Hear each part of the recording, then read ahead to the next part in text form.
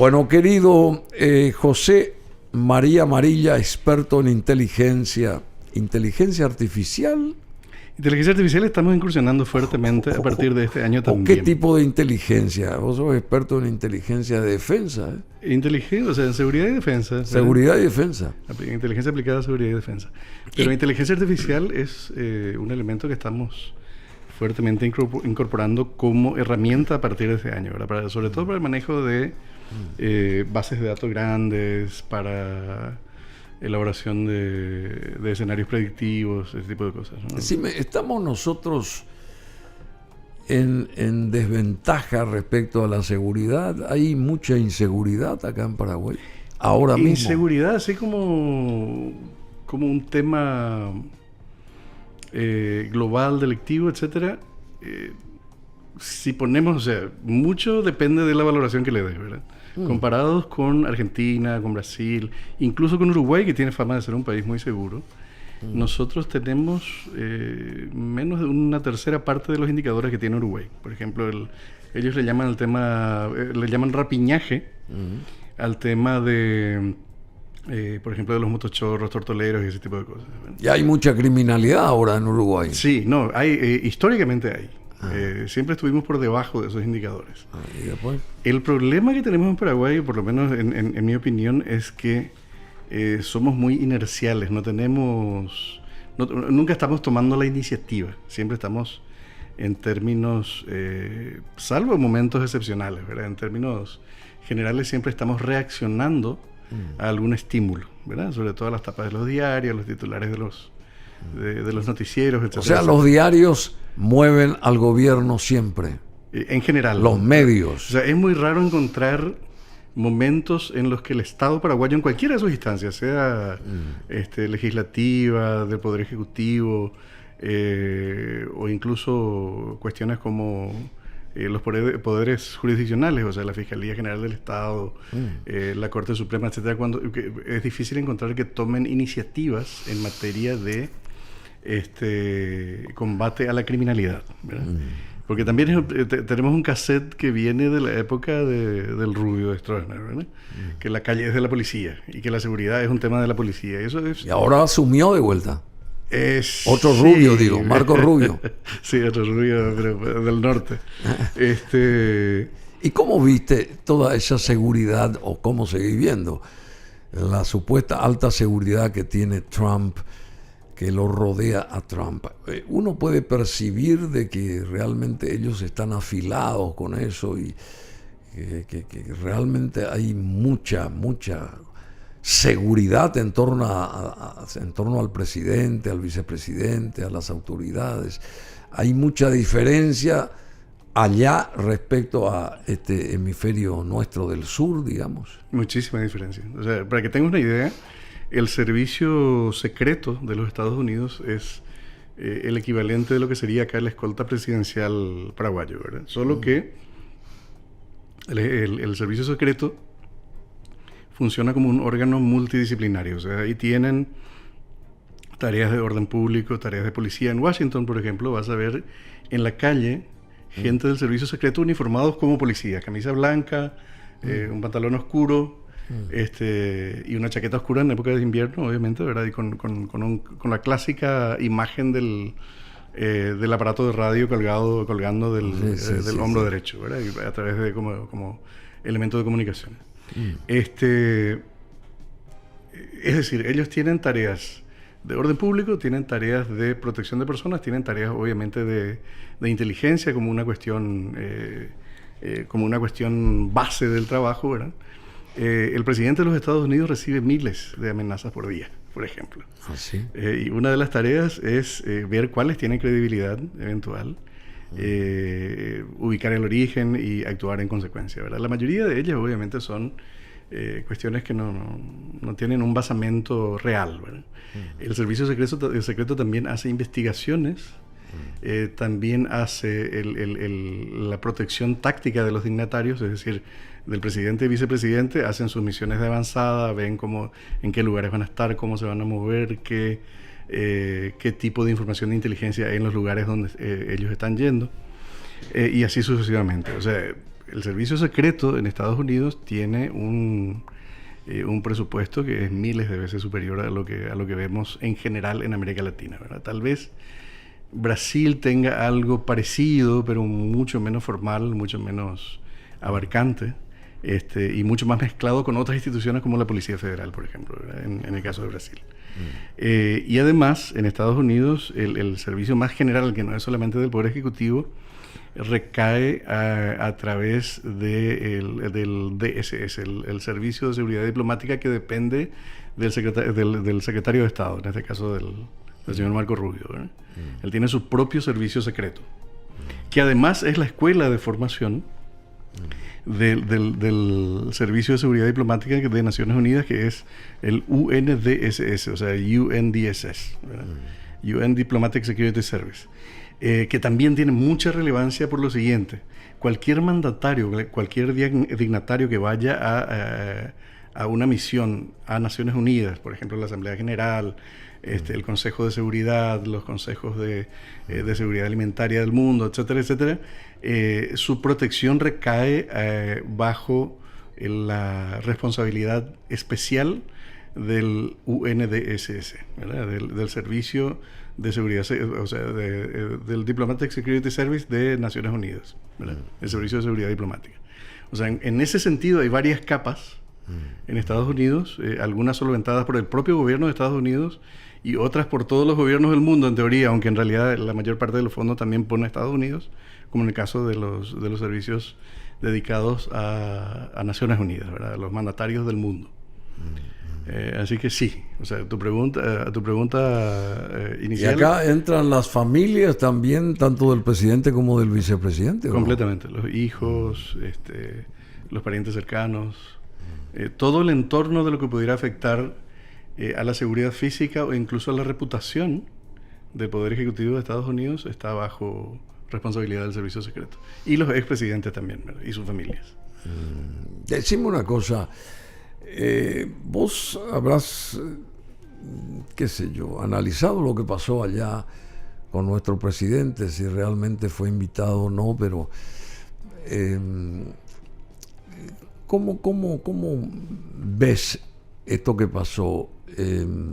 Porque por un lado estamos viendo que procura el presidente abrir puertas a favor del país, evidentemente, por un lado, que no es fácil, nadie regala nada, ¿verdad? Y si él mismo no se va a golpear las puertas, no se van a abrir para cualquiera esas puertas, por un lado. Pero por otro lado, como que los organismos que deben de velar para que todo salga perfecto, no están a la altura de las circunstancias. A la altura de las circunstancias. Estoy hablando de la Cancillería nuestra, del Ministerio de Relaciones Exteriores, de la propia Embajada de Paraguay en Washington, porque no tenía por qué este señor Peña pasar por todas estas historias si había realmente el respaldo necesario. Y ahí entra también la cuestión de seguridad, porque tiene que haber una seguridad. Va un presidente y tiene que haber la seguridad debida para... ¿no? Que puede abrirse paso entre la multitud, ese tipo de cosas. ¿Cómo analizaste? No sé si llegaste a analizar esto, si te llamó la atención lo que pasó, que es una cuestión interna nuestra para Paraguay. Yo creo que no se ventiló afuera esto, pero y si se llegara a ventilar, ¿en qué nos puede afectar como país esta historia? Nosotros recibimos consultas de pares y en el caso de un cliente potencial de Estados Unidos respecto a este tema. Y te voy a contar casi todo lo que le comentamos, ¿verdad? A ver. En nuestro análisis, la invitación que fue exhibida como una invitación oficial al presidente, en realidad no cumplía con los requisitos formales protocolares, ¿verdad? Si vos invitas a un presidente, generalmente el encabezado o el fondo de la invitación tiene que referirse específicamente al presidente de la República, al honorable señor, etcétera. Le tenía que nombrar, o sea, la invitación que nosotros vimos no estaba dirigida, o sea, una invitación evidentemente oficial, pero más de carácter genérico. De carácter formal. De carácter formal, por cumplido, digamos, ¿no? También lo que respondimos a la consulta es que nos parecía, esto fue antes de los eventos, que en realidad no iba a corresponder a una, por lo menos no a la celebración más cercana al presidente Trump, ¿sí? Porque no tenía las formas para eso. Y efectivamente fue así. Y si me preguntas en términos más personales, te diría que es un error de la Cancillería. O sea, acá hay Claro. la responsabilidad política es del canciller. Del canciller. Y de su equipo de trabajo, cuidar la imagen Del presidente. Del presidente de la República tan Claro, luego. sí, ¿verdad? para O sea, eso está ahí ese organismo. y además, fíjate en qué tipo de eventos, porque uno puede tener una falla, por ejemplo, no sé, en una reunión, en una cumbre de Aladi, ponerle, ¿verdad? Este evento se esperó con Además muchísimo tiempo. La se esperó cobertura con- mundial es un escenario que todo el mundo vio, Claro. desde los chinos hasta los indonesios, los A países ver, árabes. a ver si José nos pone la invitación que estaba esperando hace rato que la pusiera ahí en pantalla, la famosa invitación. Está el sobre marrón y lo que decía, tanto de una cara como de la otra, la invitación esa que llegó. Acá tenemos al productor, que debió hace rato ya manifestarse, y tenemos a los amigos allá en la cabina, que también ya tienen que moverse para esto. Entonces, cuando explica acá nuestro invitado, José Amarilla, con esa ilustración se ilustra más la historia. A ver, acercamos la cámara ahí y entonces vamos en ningún momento, a mí me llamó la atención también, en ningún momento en esa misiva o en esa invitación se escribe el nombre del presidente en este caso, ¿verdad? Esta invitación es porque cualquier invitación de embajada acá en Asunción, señor Bruno Masi, el embajador tal, lo invita, no sé si me explico. Y esta es una invitación oficial que debió de tener el nombre del presidente del Paraguay. ¿Está el nombre ahí? En el No, sobre. en el sobre. Una cosa es en el sobre. En el impreso. Una cosa con el- es en el sobre, otra cosa es en el impreso. El impreso tiene que estar impreso. Esa invitación tiene que estar con el nombre Claro, porque- del presidente impreso, ¿verdad? Porque lo que le da el carácter oficial es el sello presidencial, ¿verdad? Que es Sí, claro, entiendo. la águila dorada. Bueno, el sello del Congreso me parece también. No sé No, si es el escudo nacional de Estados Unidos, ¿verdad? Pero Sí, el escudo de si Estados fuera Unidos. una invitación específica estaría el sello, Sí, the claro. Seal of the President. The Seal of the President, el presidente y el vicepresidente de los Estados Unidos invitan a el señor Sí. fulano de tal, presidente del país X, a participar de la ceremonia tal, en tal lugar, una cosa así. Pero acá la falla no es del querido presidente Santiago Peña, sino Opino igual. de la gente que debe de manejar el protocolo, que evidentemente no tiene la altura para estar ahí. Y cobra mucha plata, ¿eh? Ahí está el Bayardi y compañía, el Bayardi, el Verdún, el propio canciller, toda esa gente, que están, no sé para qué, porque esto no se puede permitir jamás. Tiene que estar resguardado el presidente, tanto paraguayo como del país que sea, resguardado a través de un equipo que vele por lo que pueda llegar a pasar o por lo que no debe jamás de llegar a pasar, ¿verdad? ¿Es así o no es así? Mira, yo fui funcionario de Naciones Unidas durante 6 años. Y bueno, tengo un entrenamiento protocolar muy básico, ¿verdad? Nunca me dediqué específicamente al tema. Pero te puedo comentar que las cuestiones de este grado, de este nivel, tienen todo su checklist, ¿verdad? O sea, Checklist. ¿a dónde vas a claro. llegar? ¿A qué hora? ¿Quién te busca? La lógica te dice. Etcétera, etcétera, ¿no? Es una cuestión muy básica para que nada se desvíe de lo previsto. Te repito, es un evento mundial, es como, no sé, la final de la Copa del Mundo, que todos los fanáticos del fútbol están pendientes de eso y son miles de millones de telespectadores en directo, ¿verdad? Y no puede haber fallas, o sea, no puede haber nada improvisado. Y aparentemente lo que se trató es de improvisar una... Bueno, en fin. pero vamos a dar vuelta a la página esta porque está ya difícil está la cosa. Vamos a entrar a este terreno que te concierne a vos, la cuestión de la seguridad propiamente, que por un lado también advierten que la ruptura con la DEA podría terminar en sanciones contra el Paraguay. Y por otro lado, ya que estábamos hablando de la asunción de Trump, ¿cómo coincide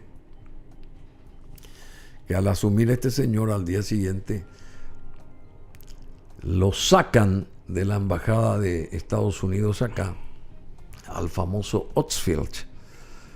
Coincidentemente, esto se debió a esa relación personal que tuvo y tiene Santiago Peña con Marco Rubio, o es una cuestión directamente del presidente Trump en este caso? Difícil decir eso, Bruno. Yo recuerdo que en el mes de julio del año pasado se había anunciado ya que sí, ya sé, el término de misión de Mark Oxfield sería... Sí, pero hasta que venga otro embajador, se dijo. Hasta que venga otro embajador, exacto. Un tal Segovia, no sé si era Segovia o no sé qué cosa. Pero en fin, te digo ya mismo. Pero al parecer parece que tampoco va a ser ese el que va a llegar. Claro, porque era decisión de una administración anterior en todo caso, ¿verdad? Bueno, pero vuelvo a preguntarte, esta celeridad, esta rapidez, esta eficiencia de cambiar a el embajador justamente en el momento en que asume un presidente, se debió al trabajo personal que hizo Santiago Peña con Marco Rubio cuando ya vino acá y lo recibió acá, y le habrá comentado el asunto, y por supuesto, y entonces este señor, hoy secretario de Estado, el primer latino que llega a este nivel allá dentro del esquema protocolar político de los Estados Unidos, quiso corresponder satisfactoriamente lo que le había solicitado el presidente nuestro en aquel momento, y reaccionó de una manera perfectamente eficiente, porque me parece que puso los puntos sobre las íes donde tenía que ponerlos y en el momento exacto. Evidentemente va a trabajar muy profesionalmente este señor Rubio, y como prueba de ello ya supimos de su accionar. La sacada del embajador aquí, que hace rato era un susuá que nos molestaba a todos. Una de las participaciones públicas de Marco Rubio específicamente se refirió a algunas decisiones cuestionables del Departamento de Estado y de algunas embajadas de Estados Unidos, y mencionó los casos de Guatemala y Paraguay en términos de un discurso que es del presidente Trump. El tema de la disforia de género, ese tipo de cosas, ¿verdad? Y mencionaba Marco Rubio en esa participación que hubo errores como forzar el tema del Día del Orgullo Gay y demás en sociedades culturalmente conservadoras, y mencionó específicamente a Guatemala y a Paraguay. Es decir, sería demasiado pretencioso de mi parte decirte, no, esto fue o no fue gestión directa del presidente, porque desconozco los pormenores de la decisión del gobierno de Estados Unidos, que finalmente es el que... Sí, pero me parece que el resultado es como que se dio este resultado porque alguien habló sobre el mismo, en particular. Alguien hizo notar eso, seguro, ¿verdad? Sí, eso, no, por supuesto. Eso sin dudas. Y eso habrá venido de la propia cabeza nuestra, en este caso de Santiago Peña, que me parece excelente. Por un lado, y por otro lado, también lo que acopló el nuevo gobierno de Trump es que la única bandera que tiene que ser izada en todas las embajadas y misiones y lugares, digamos, de organismos internacionales representando a Estados Unidos sea la bandera de los las Estados barras Unidos. y las estrellas. No tiene nada que ver la bandera de los LGBTQ más no sé cuánto, que no sé por qué vino esa onda ahí, que nada que ver, que menoscababa la fuerza, digamos, de los Estados Unidos a través de su bandera, que es sus ¿cómo se llama? Su representación oficial, ¿verdad? Bueno, eso por un lado. Y en este terreno de la DEA, ahora, advierten que ruptura con la DEA podría terminar en sanciones contra Paraguay. ¿Por qué sale la DEA de Paraguay? ¿Por qué forzaron la salida de la DEA de Paraguay? ¿Esto vino del gobierno anterior, digamos, ya venía o se generó en este gobierno nuestro? No, es una decisión del gobierno actual que es difícil entender a qué obedece realmente, ¿verdad? Porque fíjate vos que la Senat en Paraguay es casi un apéndice de la DEA. Primero, no tiene un rango constitucional, porque la seguridad pública en Paraguay está asignada por la Constitución, por el artículo 175, exclusivamente a la Policía Nacional, ¿verdad? Y la otra fuerza armada reconocida por la Constitución o consagrada por la Constitución son las Fuerzas Armadas de la Nación, ¿verdad? O sea, el Ejército, la Fuerza Aérea y la Marina. Por fuera de eso no hay nada que tenga un rango constitucional que pueda hacer policiamiento, investigaciones, etcétera, etcétera. Entonces, la Senat prácticamente incluso desde antes de la Constitución de 1992 funciona básicamente como un apéndice de la Senat, de la DEA, de Estados Unidos. Sí. Y para entender qué es lo que la DEA aporta, me tomé algunas notas para no olvidarme por favor. De lo que hablamos cuando hablamos de la cooperación de la DEA o del trabajo conjunto con la DEA. ¿Qué es lo que hace la DEA en nuestro país? Hace capacitación y entrenamiento para el personal de Senat, de la policía, etcétera, etcétera. Esto incluye la creación de estas unidades de inteligencia sensible, las SIU, que trabajan los mayores casos o los casos que tienen mayor riesgo de filtración de información. Porque si algo tienen los grupos narcos, por ejemplo, es dinero, ¿verdad? Y todos tenemos nuestro precio, o sea, en eso sin dudas. ¿Te parece? Sí, todos tenemos nuestro precio. O sea, que aparentemente es lo que más creó ronchas desde aquel incidente en la casa del diputado Lalo Gómez, donde terminó falleciendo el diputado. Y mucho antes lo que pasó con el general Rodríguez. Ramón Rosa Rodríguez, ¿te referías? Sí, general era, ¿verdad? Sí, sí. Ramón Rosa Rodríguez. Ahí también entró a activar la DEA. Sí, estuvieron involucrados dos agentes de la DEA. Ridley y Walters. Ahí está. Creo que alguna vez hicimos algún programa tuyo. Nunca me sale de la mente ahí, sí, ese momento y la DEA detrás. Exacto. Bueno, la DEA, de hecho, en el propio esquema de los organismos de inteligencia de Estados Unidos no tiene el mayor prestigio.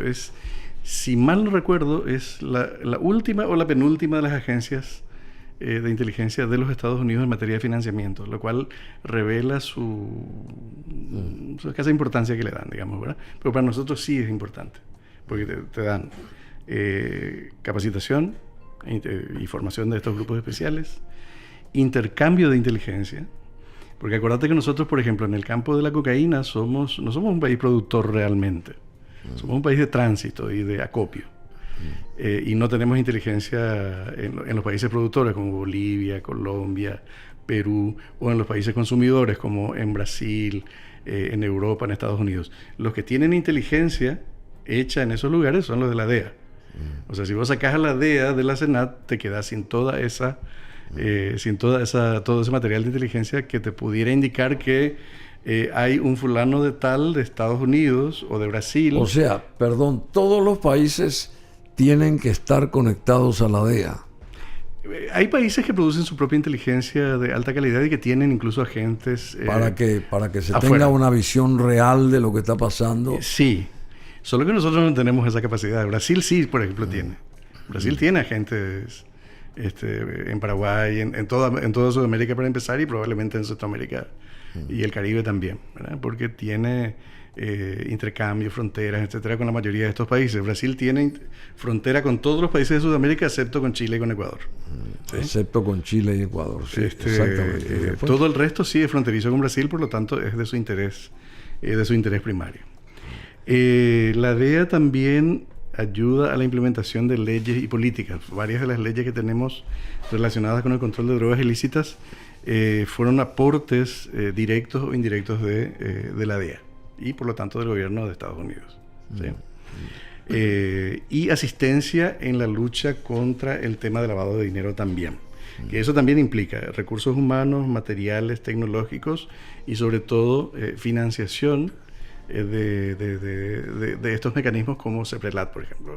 O sea, si vos retirás a la DEA, estás mutilando una parte, por lo menos una parte muy importante de toda esa cooperación. Y eso recae ahora, en cuanto a la fiscalización de todo esto que hace la DEA, recae en este organismo nuestro llamado CEPRELAT. Senat y CEPRELAT. Senat, ¿cuál es el organismo? ¿Senat? Senat es la Secretaría Nacional Antidrogas. O sea que tiene que manejarse sin la DEA y mucho más eficientemente a partir de ahora. ¿Es así o no? Exacto. Y aunque tengamos una excelente inteligencia local, cosa que también siempre recae bajo la duda, y tengamos la eficiencia de que no se va a filtrar información sensible en un nivel local, bueno, los recursos con los que disponemos, el hecho objetivo es que los recursos de los cuales disponemos como país son infinitamente inferiores a los que podemos recibir como cooperación de un organismo como la DEA, ¿verdad? Pero decime, ¿y por qué no podemos ser eficientes nosotros? En el organismo que sea, ¿por qué el organismo que sea no puede perseguir eficiencia? Quiero saber yo. Fundamentalmente el tema de la corrupción, ¿verdad? Y aparte de la desproporción de ciertas cosas, ¿verdad? Tenés agentes de la Senat que ganan 5 o 6 millones de guaraníes y tienen que perseguir a narcos que generan ganancias de 6 millones de dólares mensuales. O sea que hay una diferencia abismal. Entonces, esa desproporción de recursos y, digamos, nuestra baja capacidad de control interno expone a que nuestros organismos de seguridad tengan una debilidad endémica frente a estos grupos criminales altamente evolucionados. Y por fuera de eso está el tema que mencionabas hace rato, el tema de las potenciales sanciones que pudieran ser promovidas a través de la falta de cooperación con la DEA, ¿verdad? Bueno, ya que estás hablando de esta seguridad y ese tipo de cosas, porque hay tantas cosas que comentar acá, pero ya no vamos a tener tiempo sobre el particular. Querido José Amarilla, ¿qué está pasando? ¿Cómo va a reaccionar el gobierno de Trump y también su secretario de Estado de origen latino, Marco Rubio, respecto a lo que está pasando en Venezuela, lo que está pasando en Nicaragua y lo que está pasando en Cuba? ¿Cómo va a reaccionar? ¿Va a reaccionar realmente Estados Unidos? ¿O es un bla, bla, bla? Y como siempre se sabe de hace décadas, de que Cuba tiene que terminar sus días como país ahí de tal forma, digamos, nunca va a poder alzar la cabeza ese pueblo cubano, nunca más. Nadie va a reaccionar ante estos digamos, gobiernos despóticos y qué sé yo. No. El primer síntoma que dieron es que las sanciones de Cuba son retomadas, ¿no? Sí, ya se sabe. Borrón y cuenta nueva, o sea que... sí, o sea, volvemos al escenario... Se borró y volvemos otra vez. Exacto. Volvemos al escenario anterior. Y eso significa restricciones importantes para el gobierno cubano por un lado, y por el otro lado le da también todo el discurso de la excusa de decir nosotros estamos mal a causa del bloqueo, lo cual en parte es cierto y en parte es también el alto grado de corrupción y decadencia que ha habido. Bloqueo de hace 60 años. Sí, señor, en 1962 para ser preciso. Bueno, pero no hay otro chip así para... No entiendo cómo es la... Ellos no se cansan de nombrar siempre, de hablar del mismo bloqueo. Hablo de los cubanos que dirigen la isla, digo. Y han buscado alianzas. Primero su soporte fue la Unión Soviética hasta su caída en 1989. Y a partir del 90-91 Cuba entró en una crisis feroz, de la cual salió en 1990, o sea, salió en cierto modo a partir de 1998 con la llegada de Hugo Chávez al poder en Venezuela. Ahí consiguieron un aliado valioso. Bueno, pero ahora Venezuela está como que con sus aviones, no sé si son sus aviones o aviones de qué país amigo de Venezuela, están surcando los aviones venezolanos, aparentemente los cielos de Brasil y de Colombia. No sé qué está pasando ahí, cómo reacciona, no sé qué cosa. O sea, que quieren hacerse sentir también estos señores. No solamente que los ojos miren a Washington, sino también que se los mire a ellos, evidentemente. Sigue armando otro capítulo más de su teatro eterno. Venezuela hace ruidos. Maduro, ¿verdad? ¿Es así o no? Lo que ocurre es que la situación de Venezuela es diferente a la de Cuba. Venezuela es un país que tiene un interés estratégico para Estados Unidos por el tema del petróleo. Sí, pero dice que no van a comprar ahora petróleo. No necesita. No sé. Eso es... ese tipo de decisiones yo creo que es más un discurso retórico y cuyo desenlace realmente vamos a ver en los momentos en que realmente haya crisis productiva del petróleo o crisis de precio del petróleo, que el presidente Trump también prometió bajar de precios, ¿verdad? O sea, podríamos asistir inéditamente a la consecuencia del Trump 2.0, a una etapa de reducción de los precios del petróleo, esperemos que a nivel mundial, ¿verdad? Y que nosotros terminemos pagando el diésel y la nafta a niveles que teníamos en la década del 2000, ¿verdad?